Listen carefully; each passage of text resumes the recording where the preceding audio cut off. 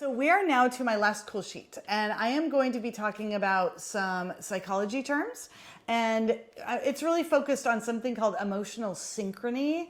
But I also have some other terms that I will be defining for you that come from this article that I read it from, which is what to do when everyone seems happy except for you. So this article comes from a former cool sheet, The Aesthetics of Joy. It's a wonderful website. I love this website. And so I've really enjoyed, I think it was a couple years ago when I talked about it, but I enjoy all these articles that come out.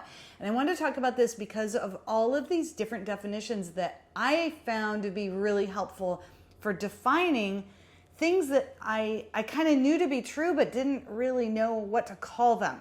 So this idea of emotional synchrony, this is when we spread our emotions to those around us. And we do that through our tone of voice, our gestures, posture, facial expressions, and even our gait can signal these emotional states that we have.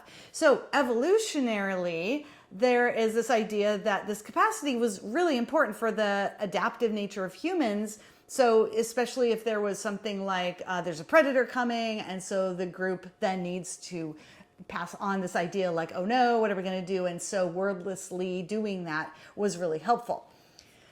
But now we're in a day and age when we just do it and it happens automatically. So a few more throughout the course of this article, a few more definitions. One is this idea of meta emotions. And this is our feelings about our feelings. And these can actually affect what our true feelings are. So an example of this is when we feel negatively about our positive emotions, and that can cause dampening of those positive emotions. So an example of this that might sound like, why would anyone ever do that? But an example is during the height of the pandemic, there was a phenomenon happening where people who were doing really well despite the challenges started second guessing themselves, and they started feeling like they had this strange form of survivor's guilt. There are a lot of other definitions in this article. It's really interesting, and I highly recommend reading it. I was gonna re-say what the name of the article was, but it was so long and I don't remember it off the top of my head. Okay. Well, you'll just have to check it out on the show notes. Yes, exactly. It is. Okay, it's what to do when you're feeling... Yeah, anyway. You forget and check out the show notes. Yeah. Yes. Well, let me tell you, this sounds super fascinating.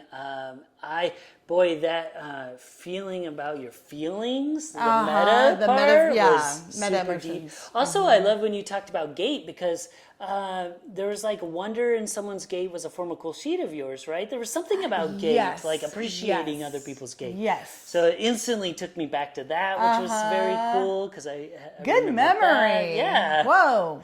Yeah, no, that one stuck with me too. So this is really cool. These are the kinds of things that I really like to nerd out about, so I can't wait to dive into this one. This was an article? It's an article. Miss that part. Okay. It's an article, and it's really short. It's a quick read. Even better. Yeah. I might be able to get through it. I know. With my little squirrel brain. You might actually read it, and it's not a video, but you might actually read it. Well, there's 50-50. All right. No, thank you so much for sharing that. You're welcome. Cool. All right, my last school sheet is going to be a website, and I briefly hinted about this on our last episode when I was talking about supplements, how to find the right supplements, but I do really want to dive into this website. It's consumerlab.com. So they are the leading provider of independent test results and information to help consumers and healthcare professionals identify the best quality health and nutrition products. It's a mouthful, but it's important. So they founded in 1999, and they have tested more than 6,600 different products representing over 950 different brands of nearly every type of popular supplement for adults, children, and pets. But it goes even beyond supplements. So there's a paid version of the site. They do give you a little bit of information for free, but it's not super expensive. I think it's $70 for a year. It's a little bit less if you do 2 years. I think I did 1 year just to see how I like it. But I'm starting to get even more into nutrition and health, but also what's legit and what's not, because that's the big part. You can see websites, but if you look at their description, everything's the best thing in the world for you. This is independently tested and tried and true.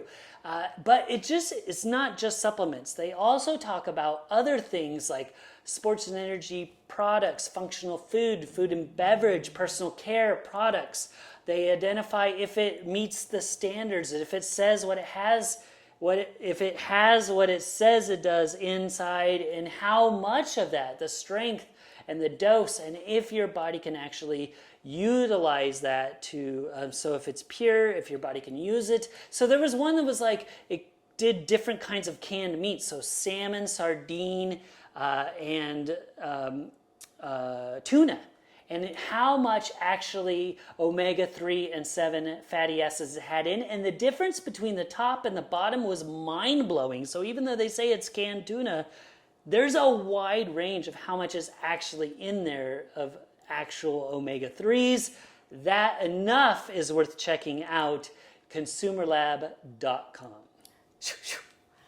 That sounds like an enormous amount of data. So much data, you can definitely get lost. Luckily, it has a search function at the top. Yeah. So once you're interested, I will say there's 6,600 different things. I'm always looking for the one thing that isn't there. And I'm like, like I looked up chamomile and it was like, that one's not on there. But Swanson did win a bunch of awards.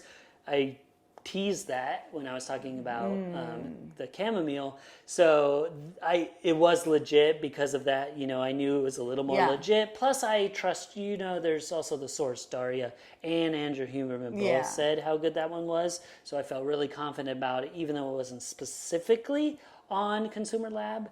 But it's just more of a way of like getting to what is actually really good and trusted independently. Like I said, you want research, lab work, actual independent studies. So that's amazing. Everything about that. I love this. Yeah, thank you for sharing that, because so welcome. often I don't know what to believe, and things you like look on that. Amazon, well, it's got 5 stars, so it must be good, right? Well, then you got bots, you got all these other things, there's ways to game the system. You can't game the system with independent lab studies. Yep. Testing. And so no wonder they charge. They need to. They have and to. That totally makes sense. Because I don't think Consumer Labs is a lab. They hire independent, which actually makes it even better, right? That's even more legit, because they're paying lab work to get done. So they're paying scientists to do work, which they should be getting paid to do work. I hope scientists get paid to do work. As a scientist, does that make you happy? That's good. It makes me very happy.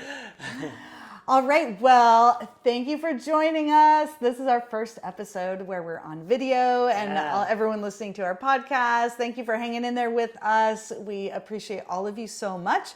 Never hesitate to go onto Apple Podcasts and give us a good rating. A good review is even better. It really, really does help us. Yes, and tell a friend, that helps too.